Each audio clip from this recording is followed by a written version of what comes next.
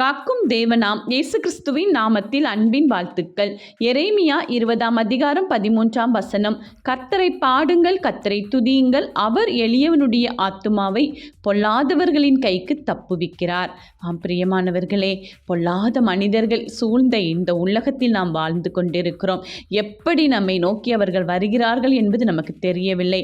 ஆனாலும் நாம் செய்ய வேண்டிய காரியம் ஒன்று, நம்முடைய கர்த்தராகிய இயேசு கிறிஸ்துவை பாடி அவரை துதித்து நாம் அவரை புகழும் பொழுது நம்முடைய எல்லா காரியங்களும் அவர் உற்று நோக்கி பார்த்து எளியவர்களாகிய நம்முடைய ஆத்துமாவை பொல்லாதவர்களின் கைக்கு நீங்களாக்கி தப்புவித்து நம்மை பாதுகாப்பேன் என்று கூறுகிறார்.